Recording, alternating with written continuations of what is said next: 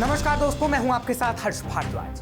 Hamas chief Ismail Haniyeh की इस वक्त हर तरफ चर्चा हो रही है, लेकिन जो आज हम आपको बताएंगे शायद वो कहीं आपने सुना हो, क्योंकि एक मछुआरे का बेटा हमास चीफ बन जाता है, हमास को चुनाव में जीत दिलवाता है और इजराइल के खिलाफ डटा रहता है। फिलिस्तीन का पीएम तक बन जाता है, लेकिन उसके खिलाफ ऐसी साजिश रची जाती है जिसमें अपनों का ही हाथ होता है। 29 जनवरी 1962 को गाजा के अल शती रिफ्यूजी कैंप में एक मछुआरे के घर एक बच्चे का जन्म होता है। नाम रखा जाता है इस्माइल हानिये। इस्माइल हानिये का परिवार 1948 में अरब इजराइल युद्ध में बेघर हो गया था। हानिये बड़ा हुआ और उसने रिफ्यूजी कैंप में खोले गए संयुक्त राष्ट्र के स्कूल में अपनी बेसिक स्कूलिंग की। हानिये ने बचपन से इजराइल और फिलिस्तीन का संघर्ष देखा था। 1983 में वो गाजा की इस्लामिक यूनिवर्सिटी में ग्रेजुएशन करने पहुंचा तो उसकी लीडरशिप स्किल दिखने लगी। वह अपने भाषणों से जल्द ही छात्रों का नेता तक बन गया। उसने यहाँ हमास के इस्लामिक स्टूडेंट ब्लॉक को ज्वाइन करने के बाद 1987 में अरेबिक लिटरेचर में ग्रेजुएशन किया। कॉलेज से निकलते ही हानिये ने 1987 में आधिकारिक रूप से हमास को ज्वाइन किया। ये वही साल था जब गाजा पट्टी में इजरायली कब्जे के खिलाफ पहला विद्रोह शुरू हुआ था। विद्रोह में हिस्सा लेने के लिए इजराइल ने हानिये को गिरफ्तार किया और पहली बार वो 18 दिन के लिए जेल गया। साल भर बाद फिर उसे प्रदर्शन के लिए गिरफ्तार किया गया और इस बार उसे 6 महीने की जेल हुई। तीसरी बार हानिये को गिरफ्तार किया गया तो उसे 1989 में 3 साल के लिए जेल भेजा गया। ये 3 साल उसके लिए काफी अहम साबित हुए। जब हानिये को 1992 में छोड़ा गया तो उसे लेबनान में हमास के कई वरिष्ठ नेताओं के साथ डिपोर्ट कर दिया गया। ये वो समय था जब उसने हमास को और करीब से जाना। साल भर बाद जब वहां से गाजा लौटा तो उसे इस्लामिक यूनिवर्सिटी का डीन बना दिया गया। यहाँ उसने कई छात्रों को हमास में शामिल होने के लिए मोटिवेट किया। इस्माइल हानिये की लाइफ का सबसे बड़ा टर्निंग पॉइंट तब आया जब उसे उस वक्त के Hamas chief Sheikh Ahmed Yasin का सेक्रेटरी अपॉइंट कर दिया गया। अपने तेज दिमाग से उसने यासीन को प्रभावित किया। यासीन उस पर आंख मूंदकर भरोसा करने लगा। 6 सितंबर 2003 ये वो दिन था जब गाजा में गुप्त जगह पर हमास के सारे बड़े लीडर बैठक कर रहे थे। Hamas chief Sheikh Ahmed Yasin के साथ इस्माइल हानिये भी था। बैठक चल रही थी और अचानक धमाका हो गया। ये इजराइल की तरफ से मिसाइल धमाका था। सभी नेता इधर उधर हो गए, लेकिन Hamas chief Sheikh Ahmed Yassin wheelchair पर होने की वजह से मूवमेंट नहीं कर सका, लेकिन हानिये उसके साथ डटा हुआ था। हानिये ने अपनी सूझबूझ से यासीन को उस जगह से हटा दिया जहां दीवार गिरने वाली थी। इसके बाद हानिये हमास और फिलिस्तीन के लोगों का हीरो बन गया। इसके कुछ महीने बाद ही तब के हमास चीफ यासीन की इजरायली हमले में मौत हो गई। ये वो दौर था जब हमास की पहचान एक संगठन के रूप में थी। फिलिस्तीन की राजनीति पर एक दशक से फतह पार्टी का कब्जा था। 2006 में हमास ने इस्माइल हानिये की लीडरशिप में चुनाव लड़ा और फतह पार्टी को सत्ता से बेदखल कर दिया। 132 सीटों वाली फिलिस्तीनी संसद में हमास ने 76 सीटें और फतह ने 43 सीटें जीती। फिलिस्तीन के राष्ट्रपति ने इस्माइल हानिये को सरकार बनाने के लिए बुलाया और इस तरह वो प्रधानमंत्री तक बन गए। लेकिन साल भर बाद 2007 में फिलिस्तीनी राष्ट्रपति ने हानिये की सरकार को बर्खास्त कर दिया, लेकिन हानिये ने इसे मानने से इनकार कर दिया और गाजा पट्टी पर अपनी पकड़ को बनाए रखा। हानिये गाजा पट्टी पर अपनी सरकार चलाता रहा। उसे दुनिया भर में उस समय लाइमलाइट मिली जब 2009 में अमेरिका के पूर्व राष्ट्रपति जिमी कार्टर ने शांति के लिए हानिये से मुलाकात की। 2013 में हानिये को हमास का डिप्टी चीफ अपॉइंट किया गया और 4 साल बाद 2017 में हमास के फैसले लेने वाली शूरा काउंसिल ने उसे हमास का चीफ अपॉइंट कर दिया।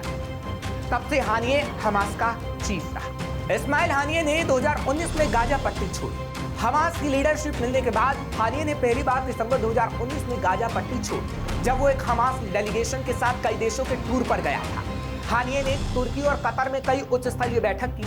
8 दिसंबर 2019 में तुर्की के राष्ट्रपति तय्यप एर्दोगान से मीटिंग के बाद ब्रिटिश मीडिया ने रिपोर्ट किया कि हमास अब इस्तांबुल से ही ऑपरेट करेगा। हमास डेलीगेशन ने ऐलान किया कि वो मलेशिया, रूस, लेबनान, मॉरिशस और कुवैत के दौरे पर भी जाएगा। हानिये ने इस्तांबुल में मीडिया से ये भी कहा कि वह ईरान के साथ भी हमास के रिश्ते सुखा रहा है।